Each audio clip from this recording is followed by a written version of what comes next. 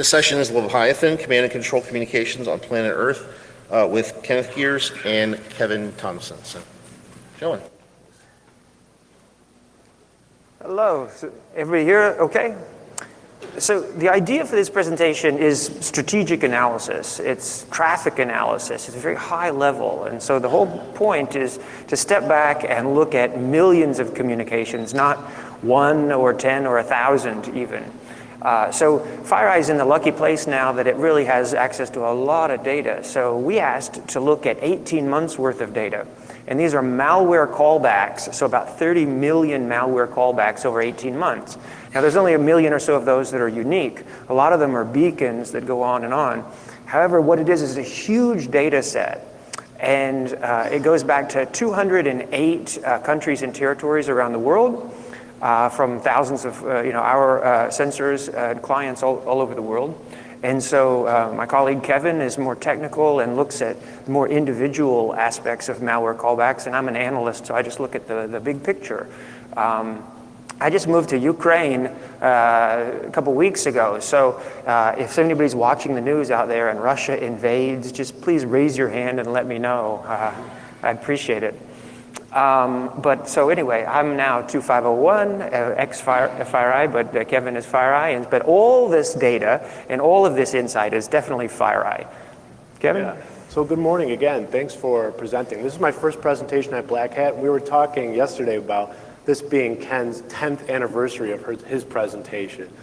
So we get sort of both ends of the spectrum. So we really appreciate you coming and making this presentation. So again, a threat analyst for FireEye, working there about 1.5 years, talking about what the threats are to all of our customers and what we're seeing worldwide. Before that, I was in the government for 6 years as a cyber analyst. What are the threats to the US government? So really able to see both sides of the spectrum of what we're seeing from a public sector attacks and then also what we're seeing from a private sector attacks. So, and Ken, do you want to give your background a bit?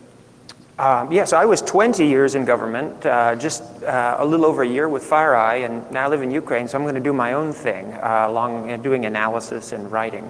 So the idea for the presentation, not only is these malware callbacks, a whole lot of them, but can you click the slide, is the idea that this is going to be a very difficult problem for governments to solve. So Leviathan actually is a word that means whale or sea monster. And so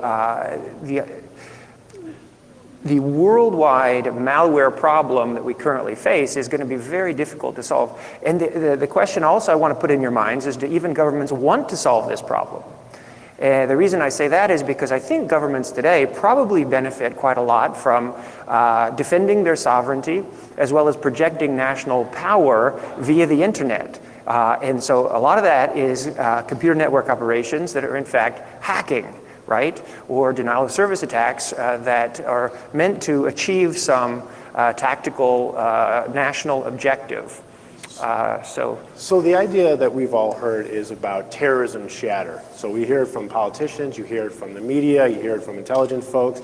Sort of this idea of there's an increase in chatter, there's an increase of communication. We're not really sure what that communication is or maybe who's talking about it, but you see an increase in chatter so you have a good understanding that something is going on. There's also the idea that some of the journalists in Washington, D.C.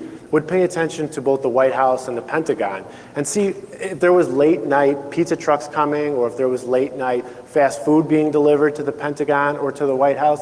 They knew that there was something going on there. They couldn't tell exactly what was going on, but they knew by some of those context clues that something was going on. So our idea was we had access to all these, 20, 30 million different unique callbacks coming from, victims over to their command and control. We thought, well, what if we did the same thing? What if we looked at this on a large scale? And what if are we able to see something? Like we know there's smoke over here, or maybe be able to tell something going on between two countries or two areas solely by looking at the first stage callback. So the roadmap for this is really the first section is going to cover the what, and the second section will really cover the why. So I'll talk about what are we talking about when we mean our data and where we're getting it from and the importance of getting that data, and then also what we're referring to when we're looking at a callback, and then I'll sort of take both a high level and a deep dive on looking at these 20 to 30 million different callbacks. What are some of the trends we see specific towards industries? What are some of the trends we see specifically about a piece of malware? How are these different from the different types of callbacks? Where are they going from, coming from? Where are they going to?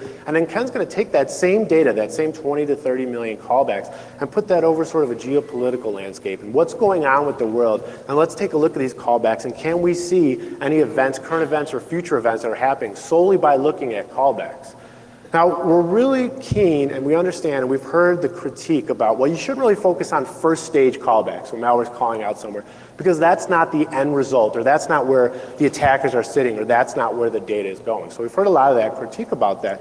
But what we're trying to say is that you can't just immediately discount it because it might not be exactly where it's going on. So we'll talk about communications that stay within country and that communications that move outside of country. But we really understand that this is not the end point of where the malware is going, but we think with such a large data set, you can still get some understanding of what the attackers are doing and how they're moving this data worldwide. So the best way that we thought that we could sort of highlight how difficult and how big of a worldwide problem this is we took all the callbacks that we were looking at. So again, the 20 to 30 million different callbacks, and we put them on a world map of where they were going to.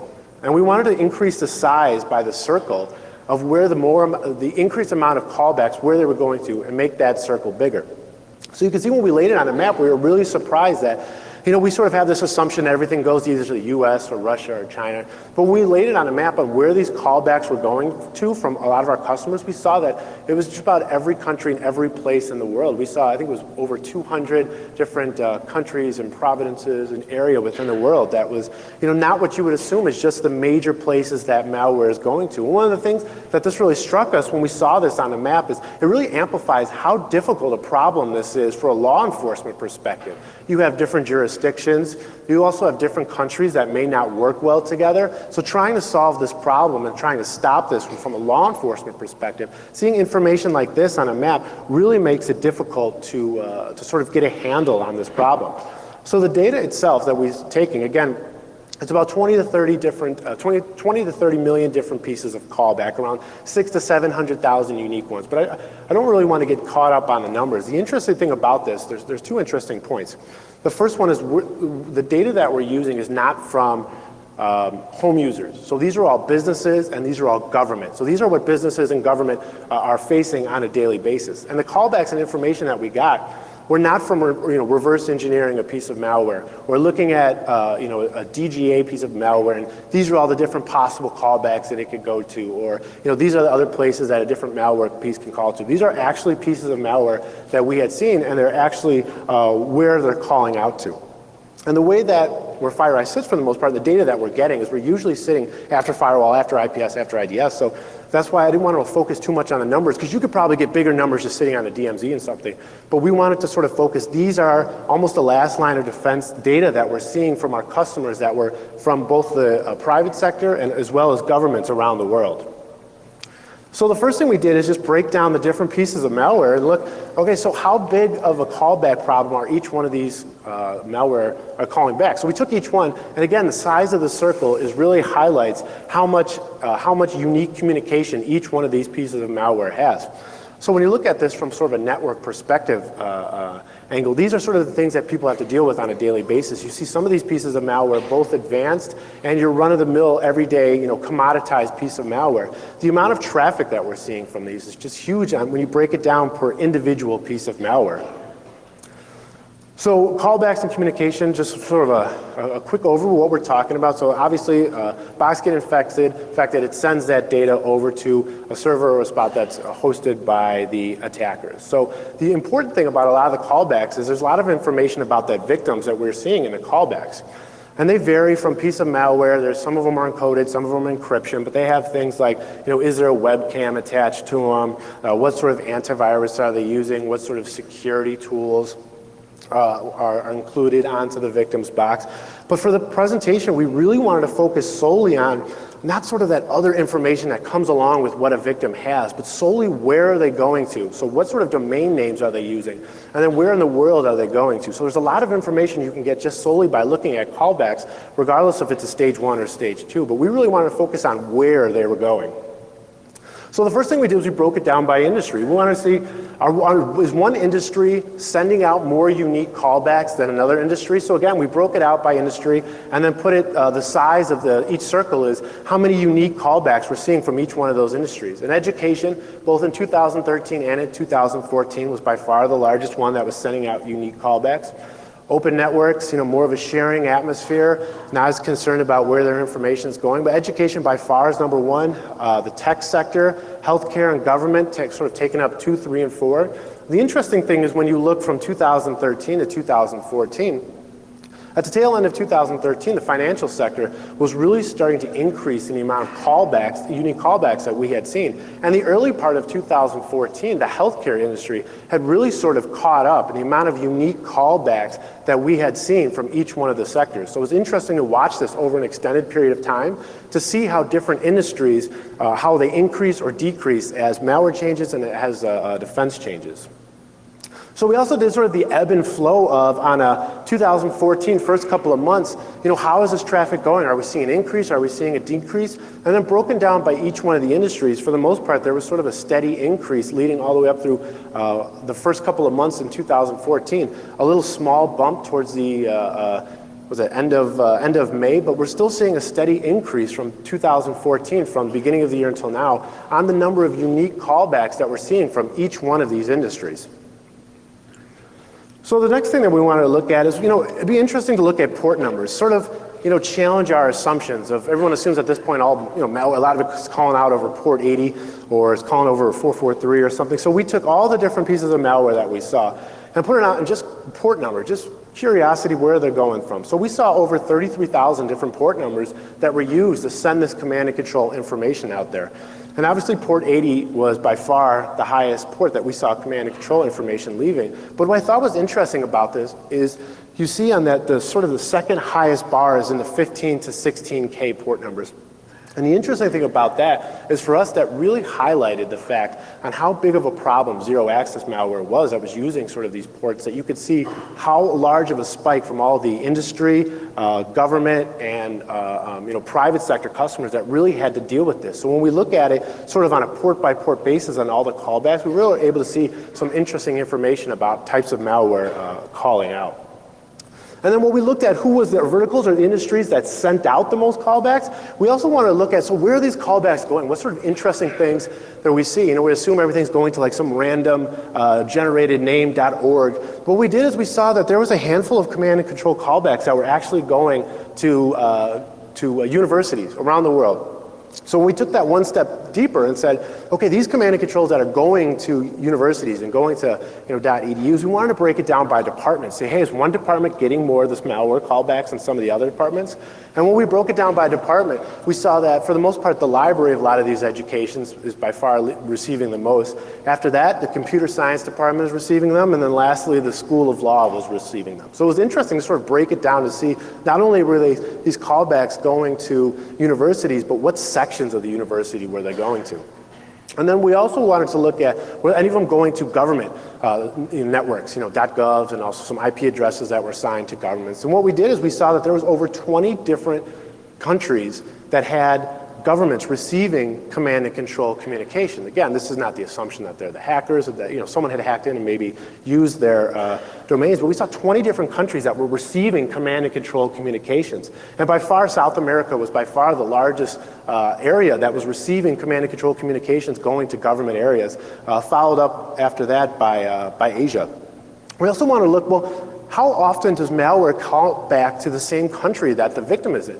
We would think that they would want to stay in the same country to sort of hide in the noise. If you're a network admin, you're looking at traffic going to Russia or China, obviously that raises a little bit more of a red flag than if it's in your country. So what we saw is when we looked at these, 20 to 30 million different ones, roughly around 20% of the callbacks were staying within the same country that the victim was in. So if they were in, Brazil, 20%, overall we're sending back to that same country. And when we broke it down to the United States, around 15 to 16% of all those callbacks, the first stage of them were staying within the United States. So they weren't directly going to Russia, they weren't directly going to China. And then we wanted to look at, well, is one piece of malware or what people would consider an advanced piece of malware, is that called back more often or is that called back less often? So when we looked at for 2013, the things that we would consider like an APT type attack. Now, we could probably have a 6-month conference on what an APT is, but so what the ones that we were considering for the sake of this argument, APT, we saw in 2013, they were calling back half as much as some of the traditional or commoditized malware. Again, follows suit that they want to stay a little bit more hidden. They don't want to make as much noise. But for 2014, the first 5 or 6 months that we had seen and used some of this data, we're seeing that they're calling out 7 times less than some of the commoditized malware and that traditional malware, which again goes to the fact that they're trying to stay hidden and not trying to be, overly loud and overly obnoxious. So then digging again into a little bit of where the callbacks are going to, we wanted to kind of look at what interesting domain names are we using, sort of hiding in the noise and anything interesting that we could find. So when we started looking through this, we saw around 200 different variations of Google. So things like, using the Q instead of the G, using the 0 instead of the O, just, 200 different variations of trying to spoof that domain. And then over 200 of one similar that we're trying to use Firefox, changing this letter, changing that letter, adding another word to it. 50 different variations of Facebook, adding an A instead of an O, switching back and forth. Hundreds of different variations of Microsoft, a lot of them just spelling, just changing 1 or 2 letters around, changing Windows things around. And then a handful of spoof security or AV companies as well, changing 1 or 2 letters, moving things around, making it look like it's an update. But we thought it was interesting when we really started to dive into to see the amount of spoof sort of domains that we see on these initial stage callbacks. When we're working a little bit with some of our other groups and our other researchers, we also found out there's a couple of cases where we saw domain names that were actually used as the company that they were leaving from. So the victim was calling out to a domain name that either had the name of the company or the project that the company was working on, including in that callback. Again, a prime opportunity to sort of hide in thinking, oh, maybe marketing or maybe sales set up a website. I won't jump out. So the last thing we did is we want to take all these different domain names and put a word cloud in here. What sort of words are we seeing that? And obviously the size is what we saw in some of the domains. And you see some ones that are tied to specific pieces of malware, strip there, your nailed sort of things. But we also saw things like honeypot, report, security, secure, AV, those sorts of things, and an increase in sort of traffic noise to, again, hide between the noise.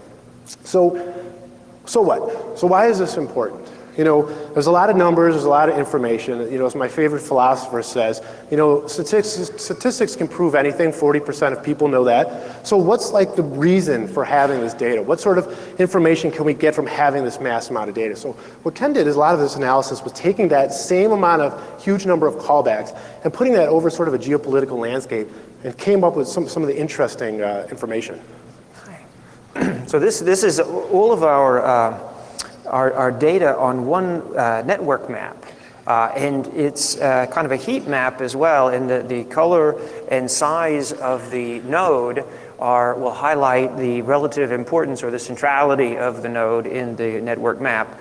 And I know this is really small, so I'm going to blow it up for you, but just on the right side, you can see that there's the US, Korea, Canada, some of the central nodes in cyberspace. Of course, they're also going to be the central nodes within the world's malware ecosystem. And some of on the far right, you can see these are even some unique countries that even in 30 million callbacks, we only saw them reporting back to the United States. And so those are some obscure networks. This is a heat map that highlights what's called the in degree for each node. And so the relative importance of the inward-facing arrows, which means the homes of C2 servers become more important in the network map. So here, from the left to the right, you can see Turkey, Netherlands, Poland, France, Russia gets a darker color. And Czech Republic over to Taiwan. And so here, it's a network map that's chiefly showing you, where the callbacks are going. And again, these are from clients all over the world, thousands and even millions of communications. And you can see the United States up on the top right still dominates the map in terms of size and color, and is really not only in the middle of internet traffic, generally speaking, but is also, not surprisingly, in the middle of the malware ecosystem and has the most callbacks coming to the United States. So here I thought I would just try and break the countries up a little bit individually and compare them. So I just took the level of broadband connectivity, which is on the x-axis, and on the y-axis the C2 server rank, right? So I just compared them, and what you can see roughly is a general correlation between connectivity and malware. But of course, each country is a bit unique here. And so Luxembourg, for example, has a bigger malware problem than Lebanon. It may be because Luxembourg has a lot of money and is a banking center.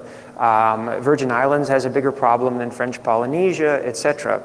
If you notice, though, down at the far left bottom of the graph, China and the US has the most malware servers in the world, and China now is the most connected country in the world, with the most people connected to the internet.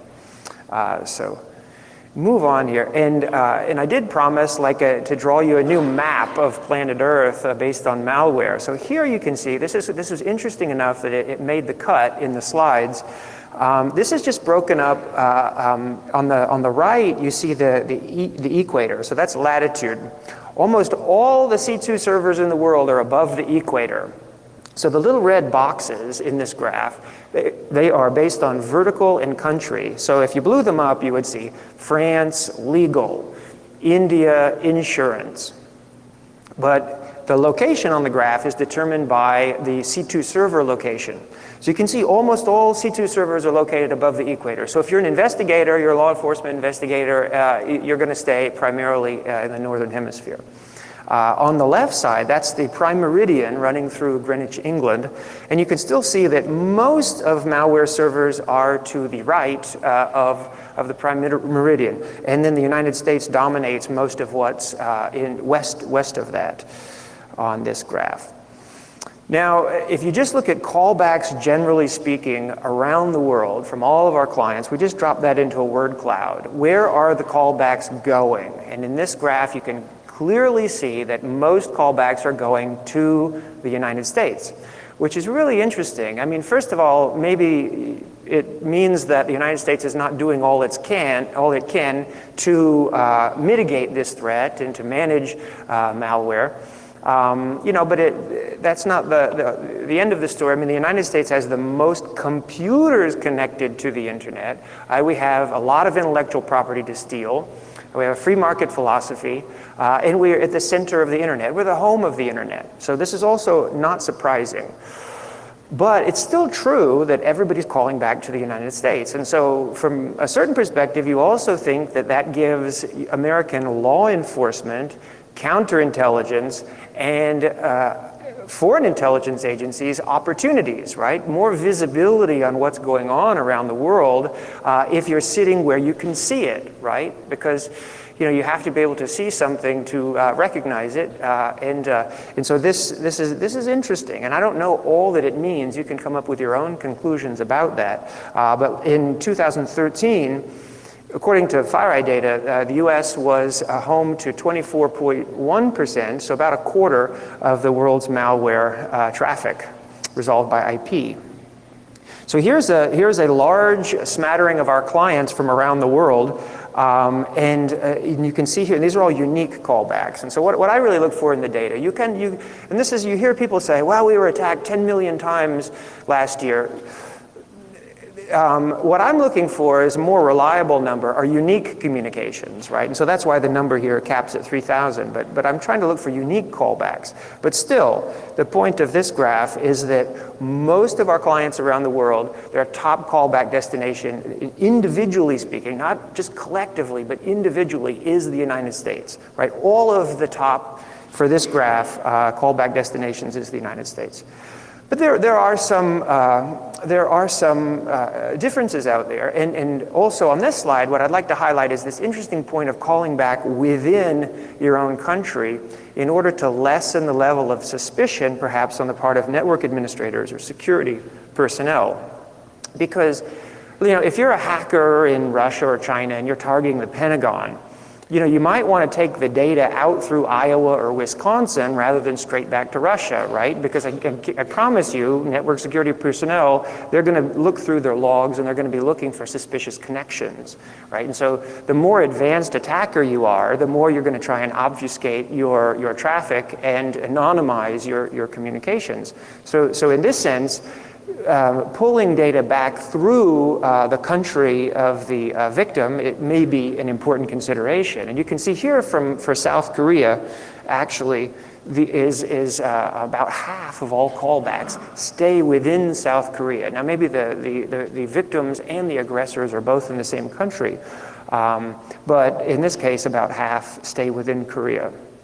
Now, mind you, I want to reemphasize at this point that these are just the first stage callbacks, right? So it's a compromised machine calling back to its C2 server.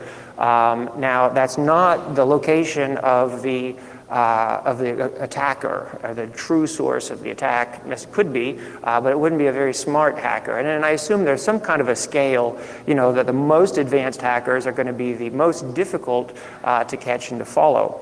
But still, I talked recently to a really advanced intrusion analyst in the States who said that there are a lot of countries, and he named China, and he said that, groups, they just, they don't have as much time as you think to obfuscate their communications, and they always have other IPs that they can use, and so more often than you realize, they bring traffic straight back to their home country. But however, in this case, beyond Korea, you can see so many countries where from South Korea, the computers are calling back to. Second is the United States. Then you have China, Germany, Netherlands, and Russia on down. And of course, if you get down in the lower right-hand corner of the graph, the boxes get very, very, very small. And as Dan Gear pointed out yesterday, the big players on the internet will tell you that there's a certain percentage of their traffic that these are unknown protocols and very difficult to analyze from any standpoint. So you can dig down into this network chart and you can isolate certain nodes and see how unique or common they are. I just took China and Russia here. So here are callbacks to China and Russia, and you can see that from an investigator standpoint, it's going to be really hard because they're almost unique. They're almost the same. You only have a number of countries that are reporting back to each that are unique. But you can start to dig down into that. For example, going back to Russia, you see several countries, Lithuania, Hungary, Bulgaria, that were within the former Soviet sphere of influence, or Russia's backyard, right? So this is the kind of thing, even a high-level strategic analysis, if you color these dots, and I will in a second, you can see certain countries that have either a geographical or a logical connection to the victim, right? And then you can blow those up and isolate the traffic. But in general, from this slide, what you can see is it truly is a worldwide malware ecosystem. And for many countries, the majority of data is going to be quite the same. So here's Russia, callbacks to Russia. And just like I pointed out, the United States is home to almost everyone else's callbacks first on the list. It's also the same in the opposite direction. So I just isolated callbacks to Russia. And you can see here that the United States is over 10 times higher than the second place country, Canada or Korea, in terms of callbacks that we saw going to malware servers in Russia. So it works both ways, and it really, again, highlights the centrality of the United States in terms of the world's malware infrastructure going both directions, whether it's callbacks out of the States or to the States. But you can see here, though, callbacks to Russia are primarily come from the United States. So here's Israel. I highlighted Israel traffic, and then here I'm looking at both directions. So on the right side, these are countries. Now, mind you, there's a lot of communications within these individual edges that are between the nodes. But these are just the countries only. But these are the countries that were receiving callbacks from Israel. And then on the right side, it's the countries that were uniquely calling back to Israel. And then the circle in the middle are countries that were doing both, right? And so to some degree, this is going to be part of the world's malware infrastructure that is impossible to decipher, and there may be no logic to it. But there also may be some logic to it. Like for instance, if you look on the left side, the countries that are colored red, they have both a logical and a geographical connection to Israel in terms of the Arab-Israeli conflict. So that's a relatively small number. If you get in the middle, it's a higher number, the countries that are calling both to and from Israel. And then if you get on the right, the countries that are uniquely calling to Israel, it's the highest percentage, right? So there's only about 9 or 10 here, but roughly 40% of them, right, are in the Middle East and are part of the Arab-Israeli conflict. And they're calling uniquely back to Israel. So this is a kind of thing, the kind of analysis that you can do, even if you don't know what any of these individual communications are, but you have access to large net flow data. Right? It's not just net flow, this is malware flow, right? So these aren't Google searches, these are malware callbacks. And so these are of much higher concern than just a bump in Google traffic, let's say. Enough on that.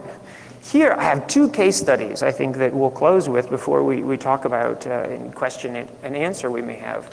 But in this case, what I wanted to see with 30 million callbacks, I assumed that you could absolutely see reflections of geopolitical activity, military operations, elections, natural disasters, you name it, but especially events that are close to national security, right? The closer, the better. So in this case, I have 2 events I'd like to discuss with you. One is the Ukraine crisis and one is the Israeli invasion of Gaza. But here's my hypothesis. It's that within this worldwide ecosystem of malware, it's hard to hide because we have so many data points, right? We have data points coming from thousands of clients to over 200 countries. Now, if your country is in the middle of an acute crisis, here's my hypothesis. You're going to have maybe a dozen or 2 dozen agencies that have national security requirements that they're trying to fill, right? And so your country is on the verge of war or is about to be invaded, right? You're going to be levied with a number of these requirements that you're trying to fulfill them. And so to some degree, you are going to fulfill those requirements through computer network operations, through hacking, right? And so, again, this is high-level analysis. It's kind of like the pizza delivery trucks to the Pentagon, or there's another case during World War II I read about in the BBC last year. And this is called traffic analysis, and you don't have to know who the sender is by name or what is in the communication in order to be able to do traffic analysis. All you need is to know frequency of communication, volume of communication, and direction of communication. So for example, in World War II, there was just doing traffic analysis, we saw that there was some extremely interesting communications going to this obscure port in Norway. So we didn't know what was there, the Allies didn't, but they figured it was really important just based on traffic analysis, so they bombed it anyway. And it turned out that they were right. It was a super secret torpedo factory, right? But we had no way of knowing that except based on really strategic and broad-scale analysis of traffic, many points of traffic. So in this case, we took these 30 million callbacks, and we said, so here's, I think it's maybe 16 months of them or something.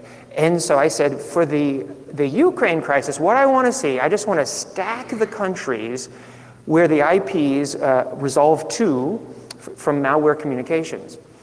And so you can see that the US is always number 1, South Korea or Germany is always number 2. But what you saw in the run-up to the crisis in Ukraine was a rise in both Russia and Ukraine in terms of receiving malware callbacks. My own interpretation on this is that okay, for any given communication, I can't promise you that it was the super secret intelligence agency reaching out to run an operation. But I'm pretty sure that a certain percentage of this traffic is exactly that, right?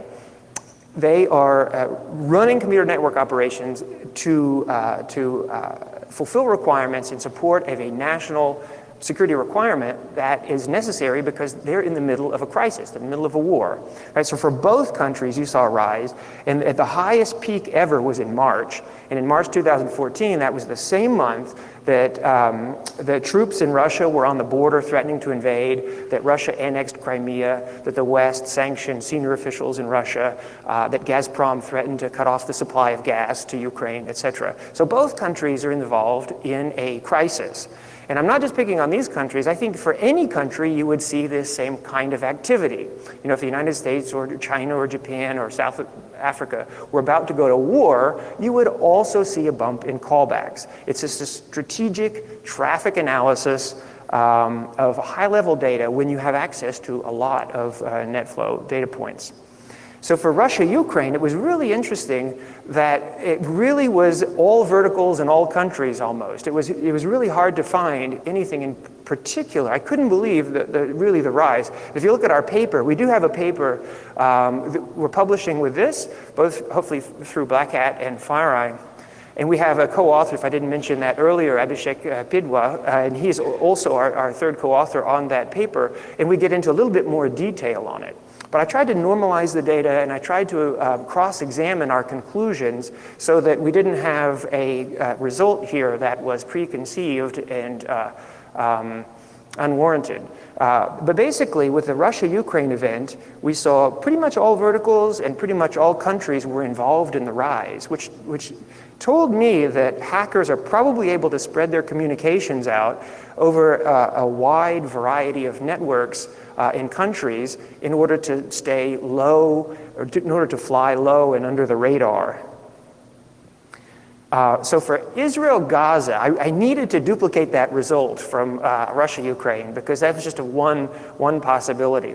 But you really do think, one, you need a lot of data to look at, and two, I think you need an acute national security crisis, right, in order to see the bump in malware callbacks. So just a couple weeks ago, right, I asked for the data for the Middle East for the last 6 months. And what I saw was indeed there was a bump in July in callbacks to Israel. And it's the same interpretation from my standpoint. You've got a crisis and you have people trying to resolve that crisis through human intelligence, signals intelligence, and now you have cyber intelligence that it is just part and parcel of today's political military undertakings. And I think this is the last slide in our presentation. And basically, so this is different from the result from Russia-Ukraine, in which I saw, all verticals in all countries.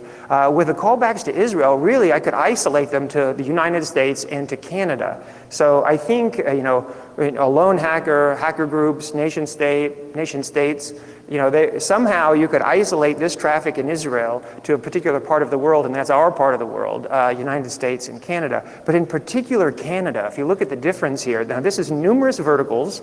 However, these are unique callbacks, right? So the number might look low to you, but these, in fact, they're not all the beacons. They're just unique callbacks. In other words, there was a client, a victim, and a particular malware family that was calling back. And for me, that's one. That counts as one in my own mind as an analyst.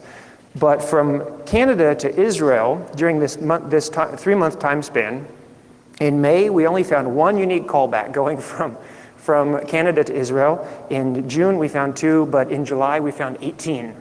And again, this to me, it supports that hypothesis as evidence pointing toward the conclusion, essentially, that computer network operations, i.e. hacking, are used today by nation states and organizations that have the wherewithal to do so to fulfill political, military requirements in support of a national agenda. So that's our presentation, and I think if we have time left, we're happy to take questions either now or later. Thank you very much. Thank you for your time.